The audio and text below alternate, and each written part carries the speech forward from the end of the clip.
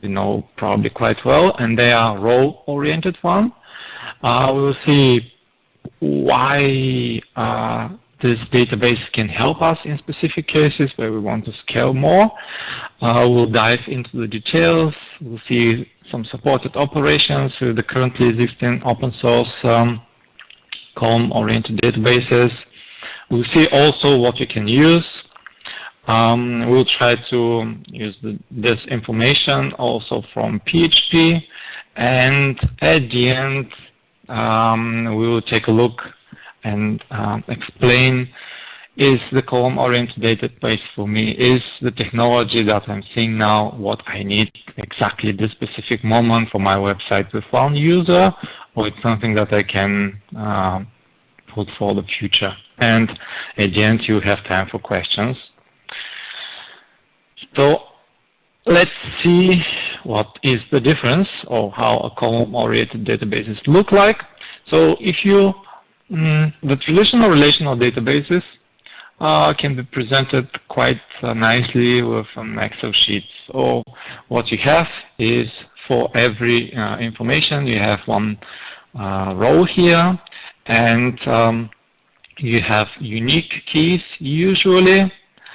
Also, if you want to not put some information in a specific cell, you define it as null, and even though there is nothing, it still is allocated somewhere, and that's about it.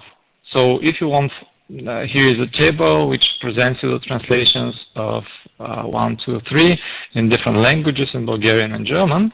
And usually when you want to get the translations for the current language, let's say this is a German one, you say, I'd like to have everything where column B equals DE. And then you get the 3 rows. And you make a couple of requests and so on. Now, how this information is presented in the column-oriented databases. So the first surprise, or the first difference, is that in one cell you can have more information than just one field. And not only more information, but you can have also some qualifiers. So you can have information like this is the information for 1 in Bulgarian, this is the information for 2 in Bulgarian, and this is the information for 3 in Bulgarian. Everything is stored in one cell, and if you want to, after that, load all the translations for the Bulgarian language, you just load this one cell.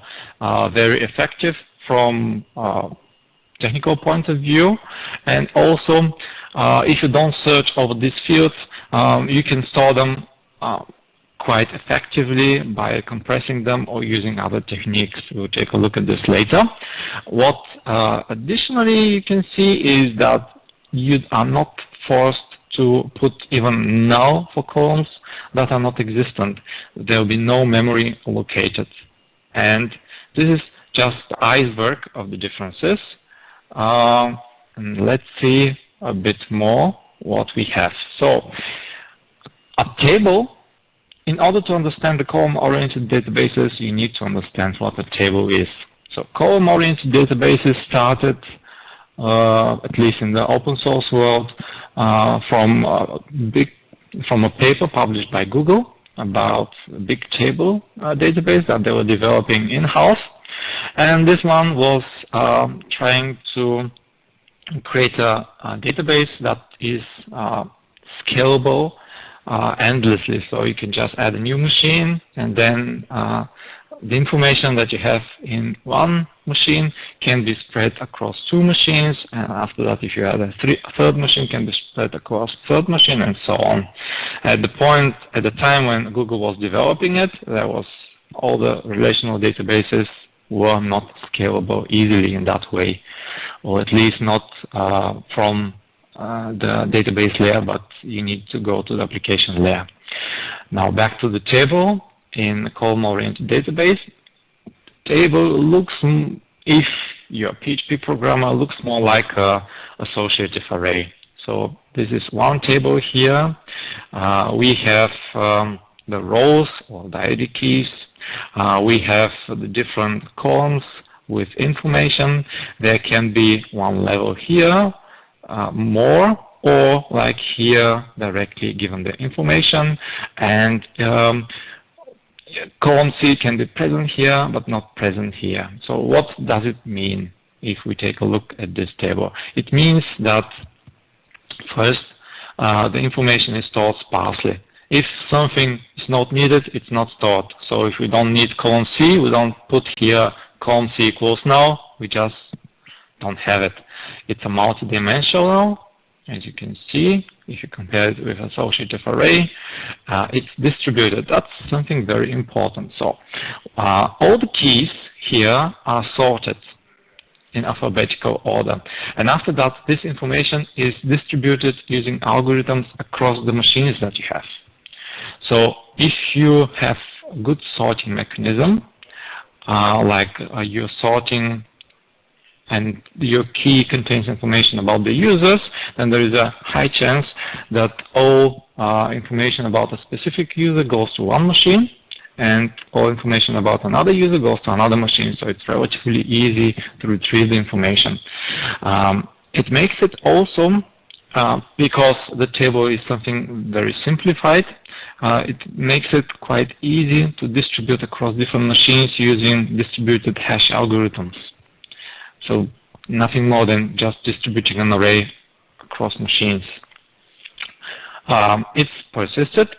So this table, if the power goes down, the table will be stored somewhere. It's slightly different than the key value cache systems like memcache or Redis. And what is the most important is, and what is used later on, is that the keys are sorted. So all IDs here are sorted. The rest is not sorted. And it's very important when you decide to design your table, and after that to look in the data. Now, we have here a term called column families in the column-oriented databases. A family, in our case, are the following columns: column A, column B, so this level in our array. And then we can have qualifier. The qualifiers are like these keys here, 1, 2, and 3. It's possible to have at a same element to have a family which has a qualifier like this one, and another one which doesn't have a qualifier.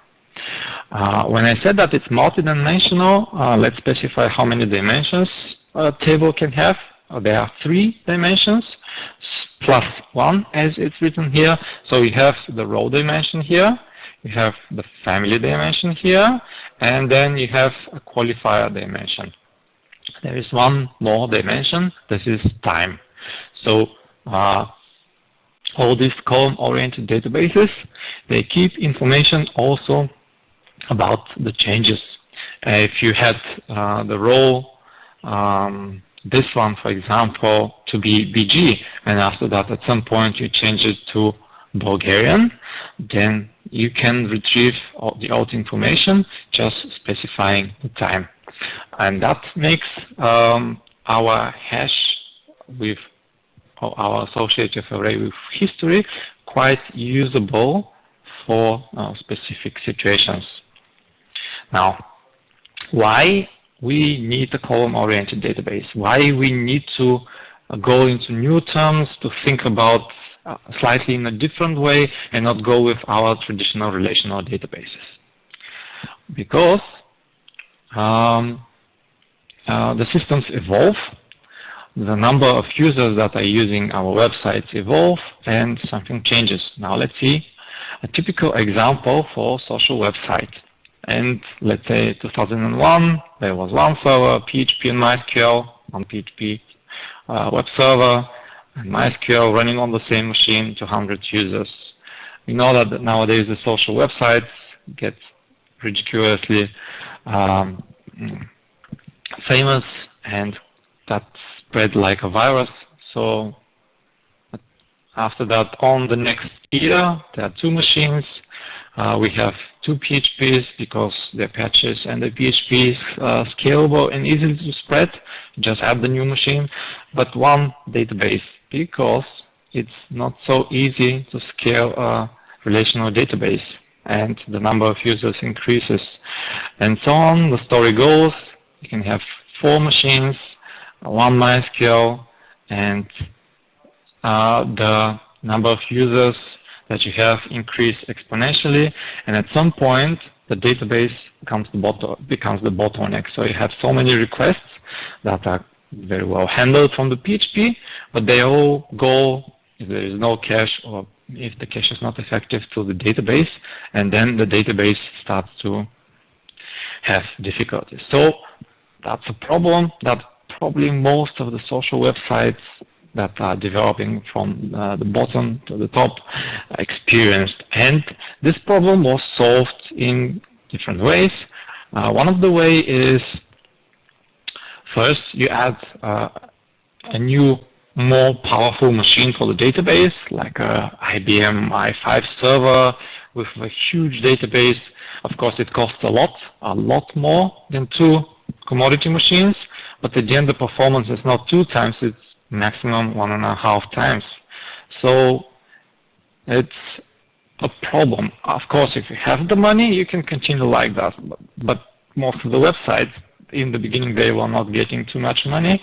So there is a solution number 1, and this one is called sharding. This is spreading the information in different databases, in different machines, so to speak, and you split the information. For example, there is a horizontal and vertical sharding. You can split the information so that a record for the table user from 100 to 1000 go into database 1, and from 1000 to 2000 go to database number 2, and so on.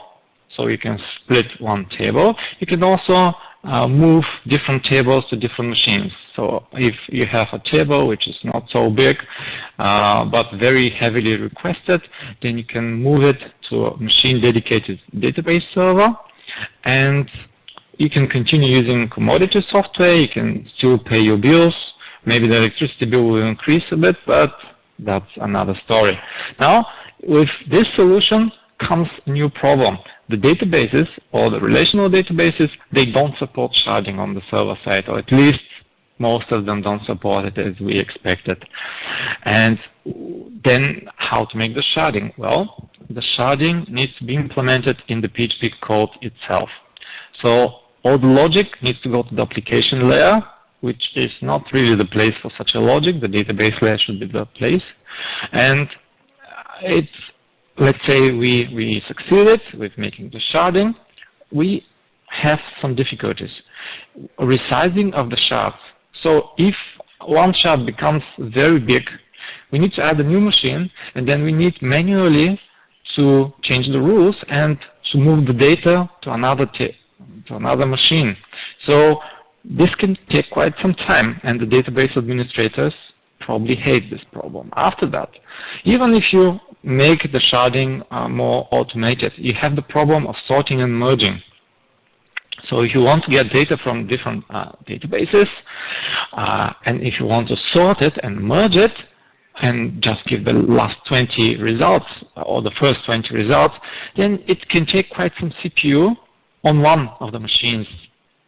And also, in order to circumvent these problems, you're adding a new problem or a new solution. You need to have the data redundant in most places, but then comes the problem of synchronization of this data and so on.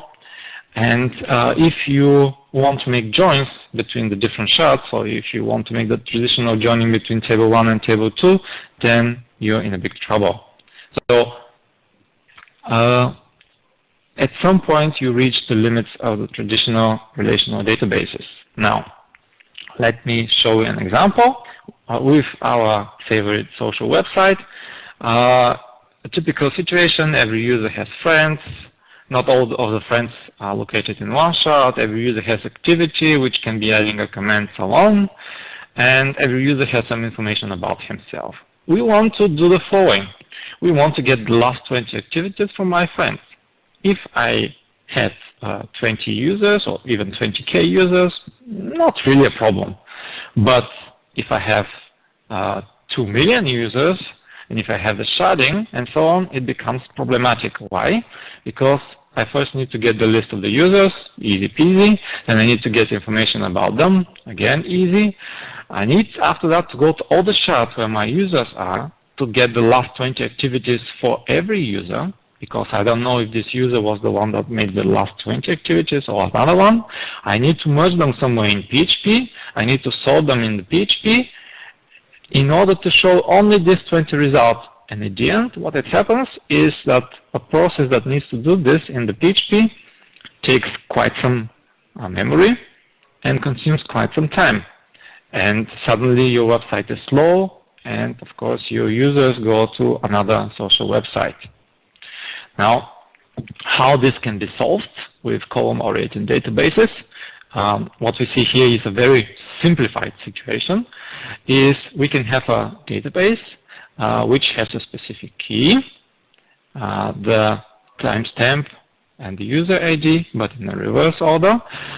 We can have activity information, like what was the post, what was the content, what type of post was this one, and we can have information about the friends.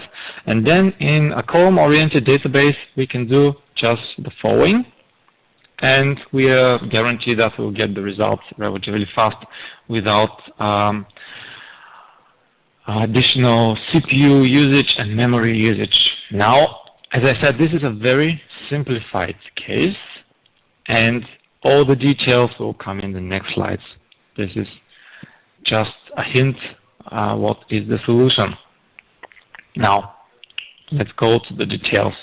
So first, for column-oriented databases, it becomes very important how you architecture your databases, or how you architecture the tables in them. The column-oriented databases are very simplified tables. They have very simplified tables, so there is no joins. Somehow you need to take this into consideration, because joins between millions of rows will never work fast. Now, the row keys are always sorted in alphabetical order, so you need to be very careful what you put in your row key. And after that, you need to take care that the values that you have in the columns are always strings, so there is nothing like different types of data, or a counter. We'll talk about this one later. And suddenly, the generation of the key is very important. Why? First, because there is no auto-incrementing of the key, like in the traditional databases. There are no constraints, so you can put the same ID key over and over again, and key that you're using is the only fastest way to search. So if you want to find something, you can use the row key, and there are no, or most of the open source column-oriented databases don't support secondary indexes, so you're not able to search in another column by a value. Like here, you are not able to search like column B equals D. But on your rescue comes another thing. You're able to search for the definition. You're able to search for column family, so you can have something like column A1. This is not the value, this is the key, and this one is done very fast. So if I go back to my example, right here, what I'm doing is I'm making exactly such a search. I'm searching over the key here, which is all friends of my ID, and I would like to limit the results by 20, and take a look at the key. In order to get the result sorted, and the row here is always containing sorted information. It contains information about the timestamp in the reversed order, and in the correct order, sorry, and also it contains information about the user who created this event. So things start to look very different from the standard row-oriented databases. Okay, now better understanding how to use, in order to get better understanding how to use column-oriented databases, we need to know what operations are supported.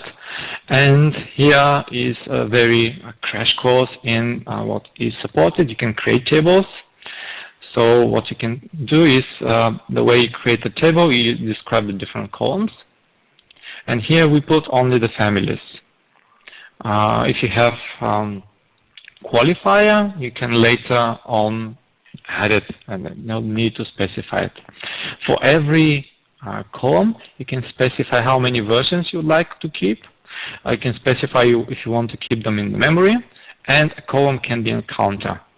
This is an autonomic counter, so for autonomous operations like incrementing and decrementing. And this one is guaranteed that it will be in sync and every time you add or remove something from it. And also for the values, the columns, you can store information compressed. So if we go back to the table where we had all translations from the German language in one cell, this one cell can be stored in a compressed form on the file system or in the memory. And after that, retrieving this will be blazingly fast because it will be 1 or 2 operations, 1 reading and 2 uncompressing, while in relational databases it will be unknown number of operations bigger than 2, definitely.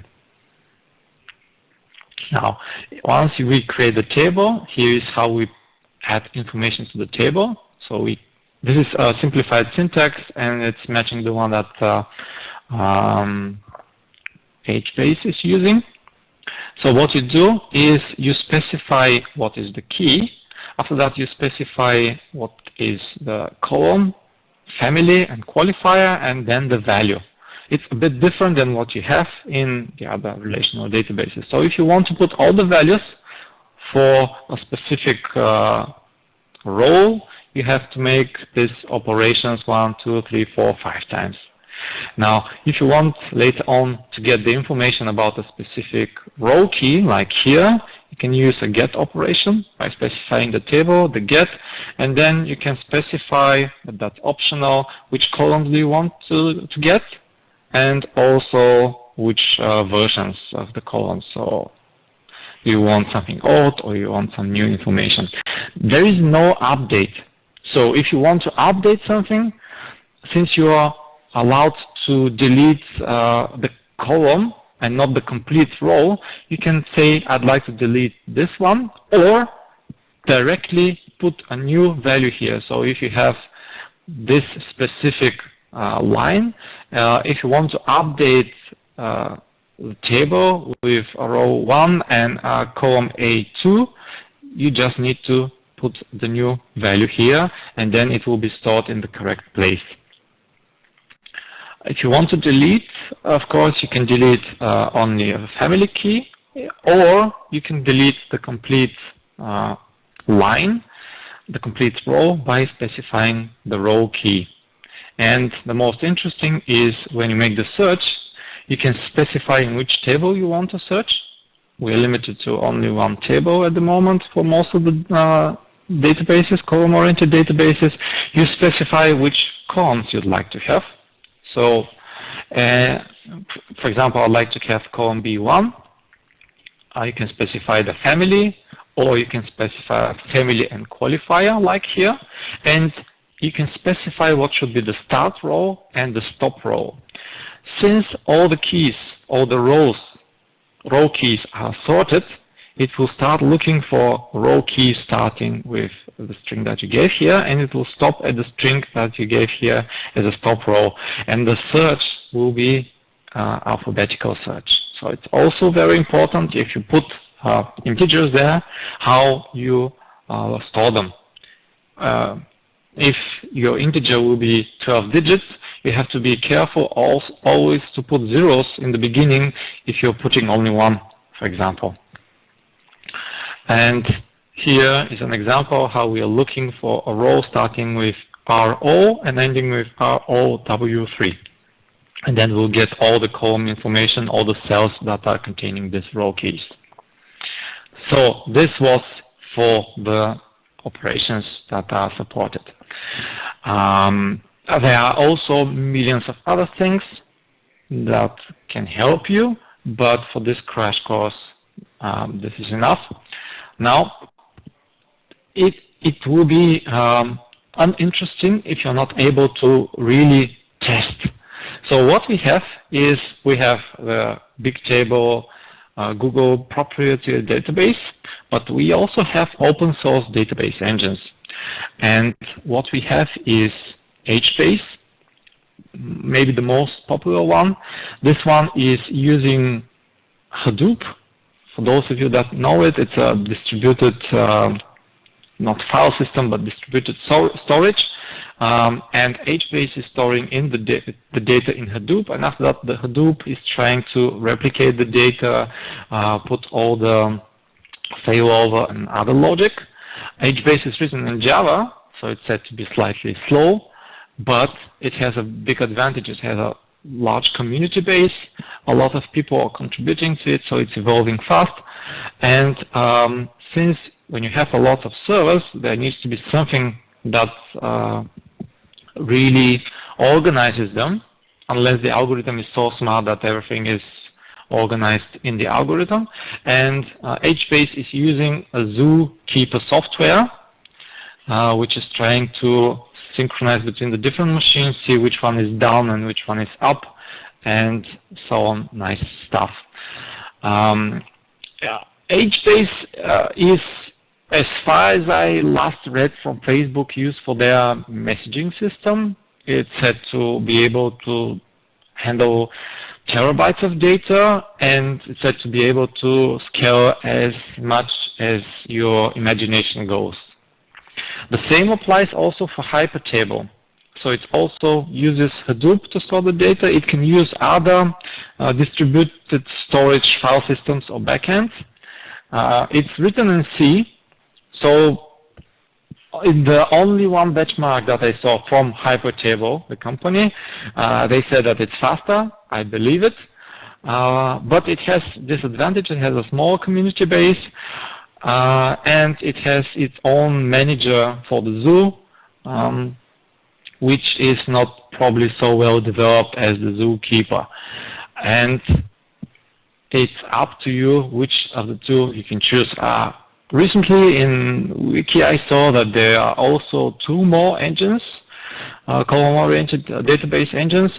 But if I was to choose which one to go, I'll go for HBase. And if I'm more adventurous, I'll go to Hypertable. Both of them in my test had some disadvantages, but I'll talk about this a bit later. Now, let's gather all the information that we have till now, put it in one place, without the PHP, of course, and let's explain a bit more the solution that was provided. So I'm going back to the same image that you saw. What we see here is exactly the rows that are used for storing the information. I see that we have columns here with family and qualifier, and if I use the scan command, the one that we were talking some slides before, some slides ago, then I can scan for activity. So I'd like to get the activity, scan as the activity is the activity table, and I'd like to get information about the people that have friend my guy, the ID, and I'd like to limit the 20 results. And then what I'll get is I'll get information which will be sorted by key. So no need for me to sort it additionally. It will be limited to 20 results, and it will be from the PHP side point of view, it will be taken from one server. So in my PHP, I don't need to put additional sharding logic. Nothing complicated.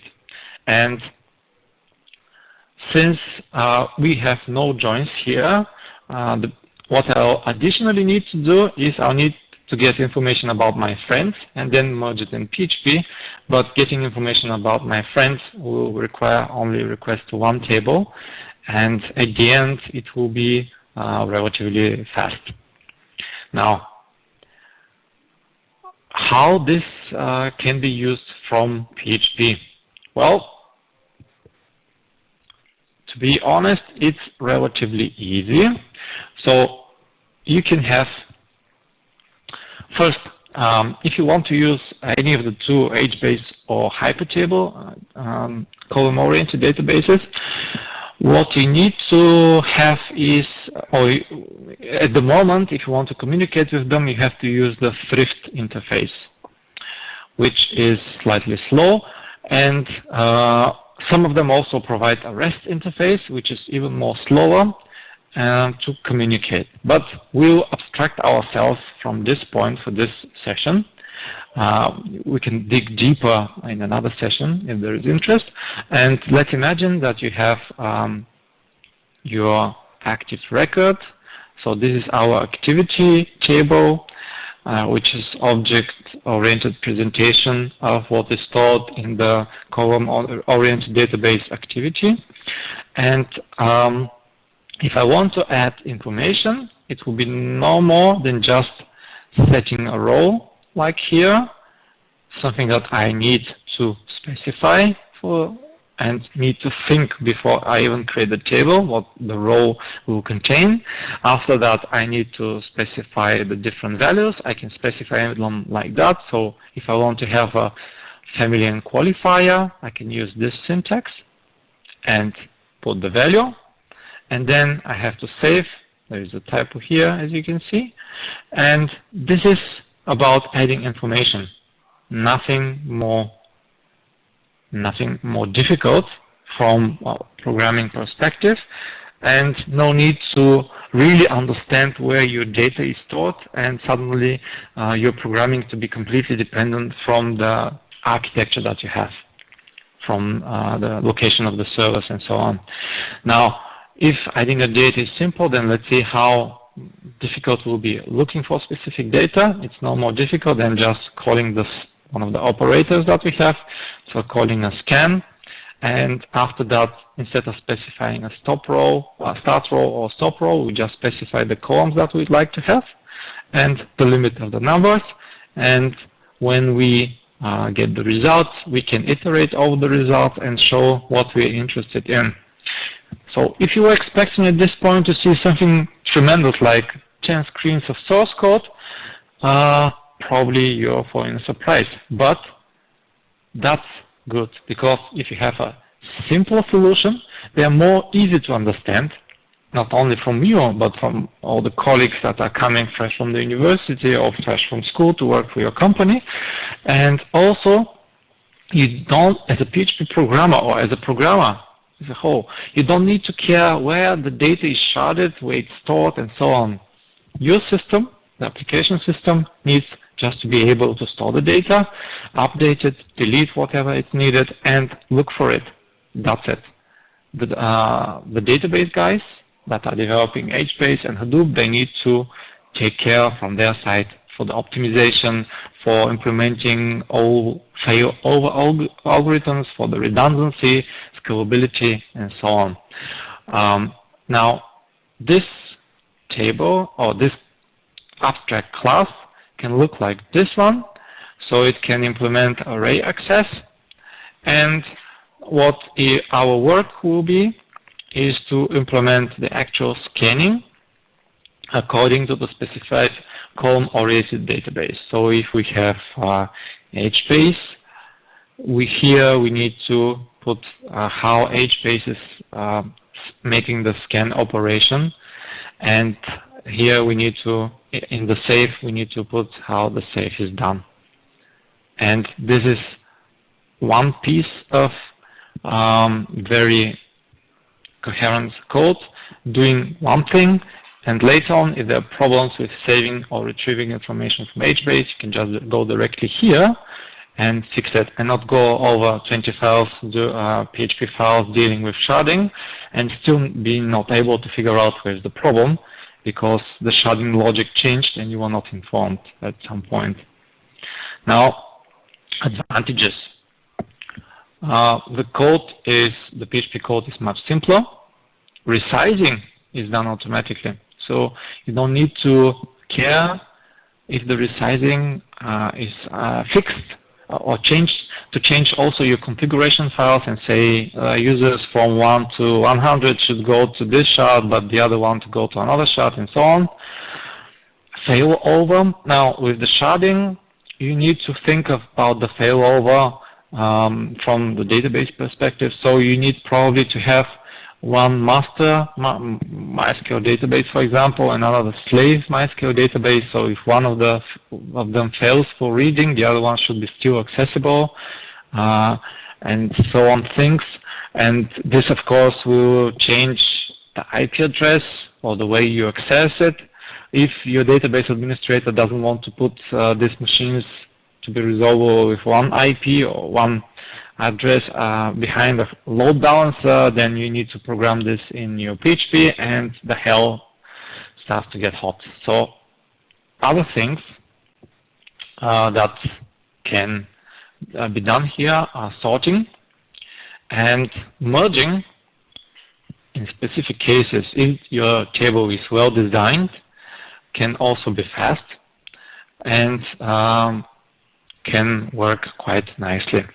Well, so till now I was speaking only about advantages, and if you're thinking, should I rush directly and for my website with 100 users start using column-oriented databases? Well, wait for the next slides. So first, is the column-oriented database for me? Let's see what are the requirements. In order to be fast, and in order to do all these simple operations in reasonable time, they require a lot of memory. So a lot of data is kept in memory, and also a lot of data is redundant over hard disks, and you require hard disk space. This is not always the case when we're speaking about a cell which is containing, for example, values that are compressed. Then you have less hard disk space, but in general you'll be needing more hard disk space and more memory. Now, one thing that really bothers me when I was testing these tables is they don't work very reliably. So all the relational databases that we know, MySQL, Oracle, MS SQL, PostgreSQL, they really have decades of optimizations behind them. All the algorithms are quite well known, and probably most of them succeeded to clean their implementation and make them as fast as possible. That's not the case for column-oriented databases. For both of the, I was testing EdgeBase and Hypertable, both of them were having strange behaviors, and what is even worse, they were losing data, complete sets of data. So I started using PHP in 1999, and maybe MySQL even 1 or 2 years before that. From this moment till now, I never lost a single byte of data using MySQL, even with hard disk crashing and so on. With these two systems, I lost data. So you have to be very careful for what you use it. If you're having a small website hosted somewhere, doesn't make really sense. Your hosting provider, if he has support for this column-oriented databases, will require extra money, and since he is using a lot of memory and hard disk for this specific databases, you have to pay more. So maybe if you're one of the small, developing a small website, better wait until column-oriented databases progress a bit, become mainstream, and are more reliable. Now, what else is interesting for column-oriented databases, and this is not a bug, this is a feature, they are not transaction safe. So since the data is stored across many machines, one way to achieve transaction safety is to have something like a global deadlock, but a global lock, so not deadlock. But then your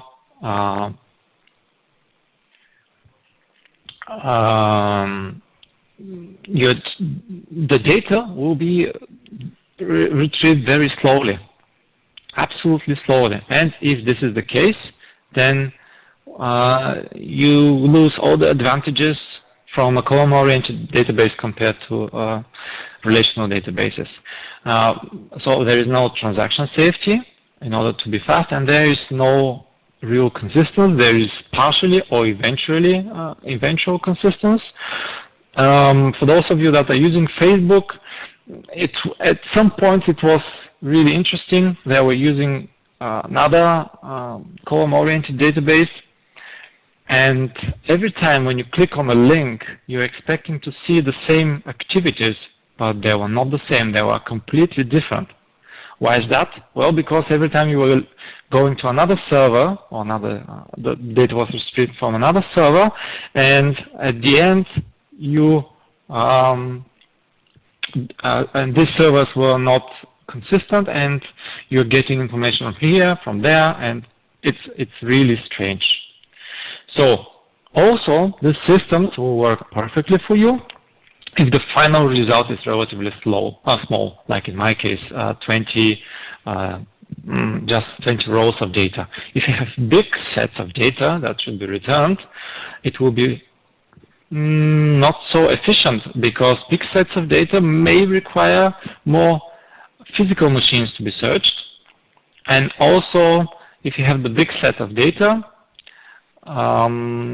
if you want to join with another big set of data, you have to do it in the PHP, and then you end up in big troubles, or you have the same disadvantages again. Now, if you're a website which is evolving very fast, you have the financial support, or at least you're interested, and you experience the problems that are already specified with the relational databases, then column-oriented databases are for you. Give it a try. And what we can do is, before I go to the thank you very much, what we can do, if there is interest, we can make another session which is more PHP focused, with all the glory details, how to install the thrift, how to use from the PHP website, and so on, that you are able to use column-oriented databases with all the advantages and be happy and scale really fast. So that was from my side. And what I have here are the references. So I was talking about Bigtable, Hypertable, HBase, Hadoop, sharding, and the active pattern. But I would like to go to the part of the questions, since we have some time before the end of the hour. And I'd like to hear from you. Okay, now I'm switching. So let me freeze my desktop. What I'm doing is I'm switching to the chat and to the QA. I saw that there is a question which is asking if there is a, let me see, if there is a group by function.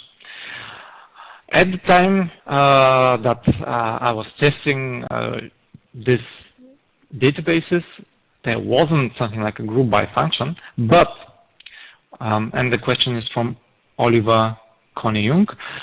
So Oliver, at that time, there was no group by, but here's the trick.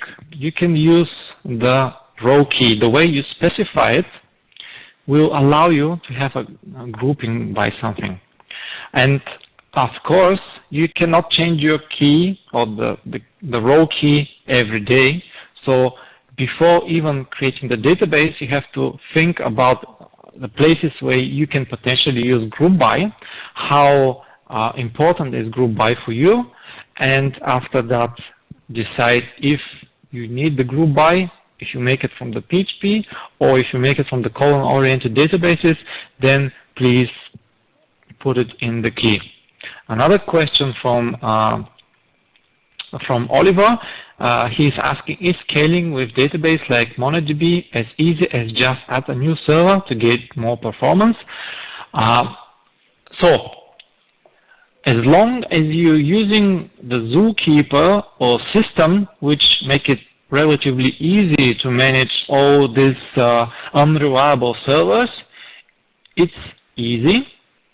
So from your point of view, you just need to add the new machine, ask the manager system like the zookeeper to start using it to transfer the data, and in this aspect, that's everything that you need to do. Behind the scene, everything should be working. Now, I said should. I didn't say must, because there are still bugs here and there. There are still, for example, problems with the algorithms that I used. Maybe if I'm very optimistic, in 90% of the cases, it should work. And it's up to you to test this. So my advice is first start with a testing environment, see if in your specific case this is working good, adding a new server, shutting down a new server. Now, for the scaling, it's not only the column-oriented database that is taken care of to scale the data that is stored, but also the layer for the file system or the backend. If you're using Hadoop, for example, for distributed storage, Hadoop is making as much copies as you told him, usually 2, and Hadoop knows that if one node fails down, the data can be restored from another one. HBase knows where to look for the data, and then you have all the advantages. If you're expecting that adding 2 servers will make your system run faster, this is only in the cases where you have a big load. If you have a small load, your system is performing fast and you're adding 2 machines, then don't expect that it will start to work even faster. It probably will work with the same speed. Other questions from your side?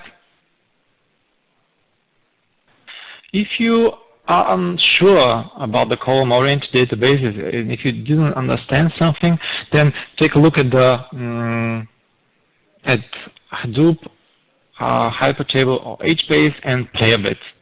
So having an experience in something is really giving a good understanding what you can achieve or how you can achieve it.